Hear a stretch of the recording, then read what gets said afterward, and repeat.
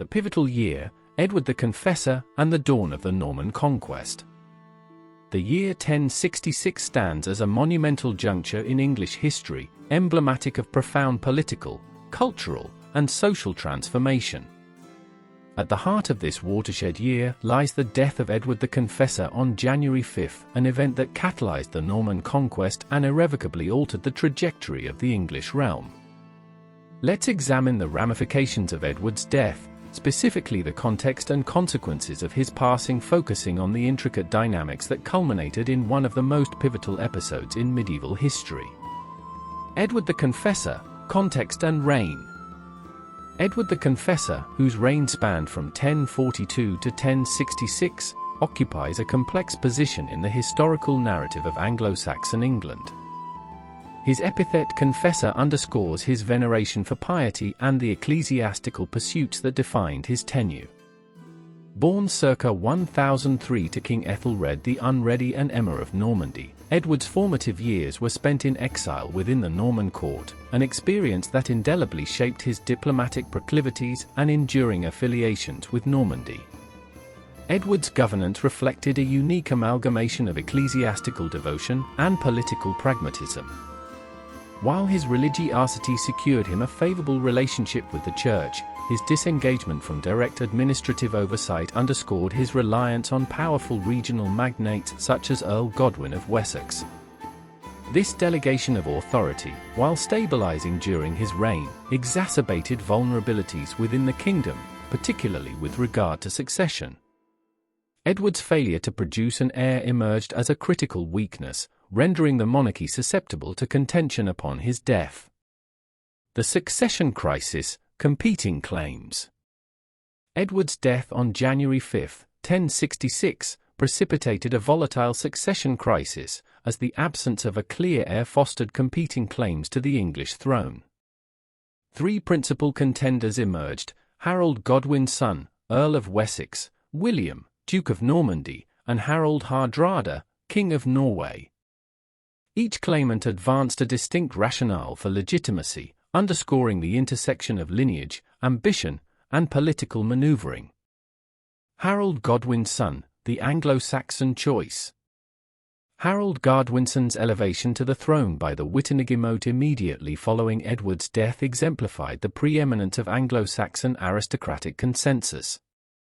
Harold's familial ties to Edward as his brother-in-law, coupled with his extensive military and political acumen, bolstered his candidacy. However, Harold's coronation was not without controversy. Allegations that Edward had designated William as his successor, compounded by Harold's purported oath of fealty to William, provided William with grounds to challenge Harold's legitimacy. Harold's accession thus encapsulated the interplay between domestic consolidation and external opposition.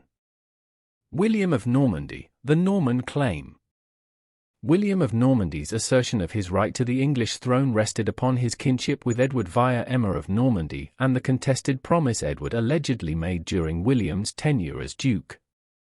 The purported oath of allegiance Harold swore to William further galvanized William's resolve to press his claim. William's aspirations, however, transcended personal ambition, reflecting broader Norman objectives to expand influence beyond continental Europe. William's meticulous preparation for invasion and his adept utilization of Norman military resources underscored his strategic acumen. Harold Hardrada, the Norse contender. Harold Hardrada's claim, while less directly connected to Edward, derived from a pact between his predecessor, Magnus the Good, and Harthacnut, which ostensibly established mutual inheritance rights. Hardrada's invasion aspirations mirrored enduring Viking ambitions to reclaim authority in England, perpetuating a legacy of Norse intervention in British affairs.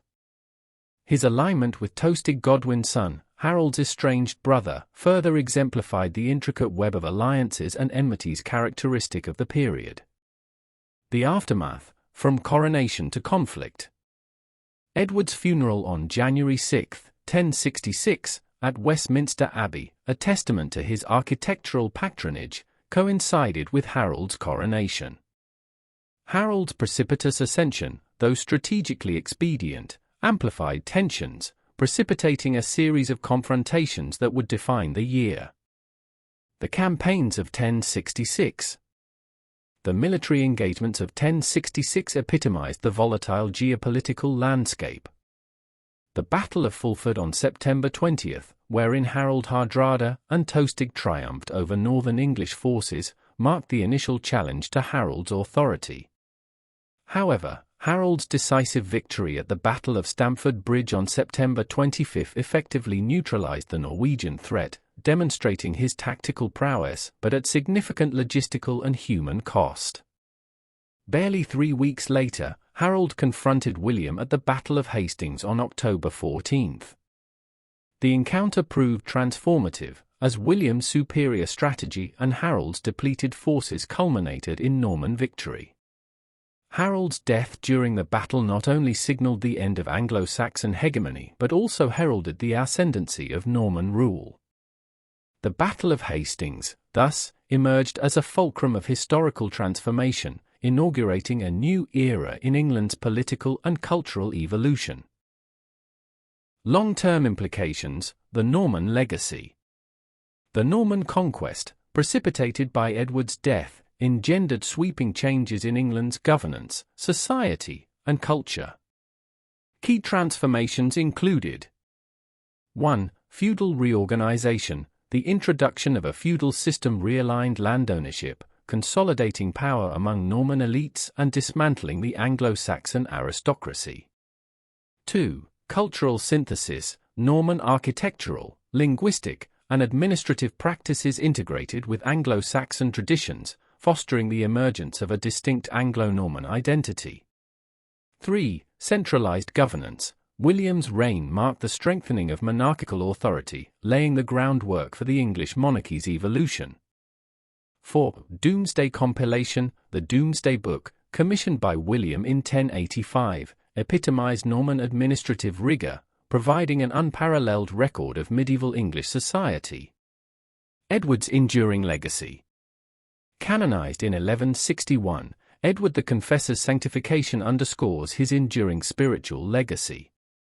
Westminster Abbey, his architectural magnum opus, remains a symbol of his reign's ecclesiastical priorities. Yet, Edward's failure to address succession decisively underscores his role as both a transitional figure and an inadvertent catalyst for the Norman conquest. His reign encapsulates the fragility of dynastic continuity and the broader currents of medieval geopolitics. Conclusion. The death of Edward the Confessor on January 5, 1066, precipitated a cascade of events that irrevocably reshaped England. From the succession crisis to the Norman conquest, the year 1066 encapsulates a nexus of ambition, conflict, and transformation. Edward's legacy, both as a monarch and as a saint, continues to resonate, offering critical insights into the interplay of leadership, faith, and historical contingency within the medieval world. Thanks for listening. Like, comment, and subscribe to Medieval Chronicles 1066 for more journeys back to the Middle Ages. Stay curious.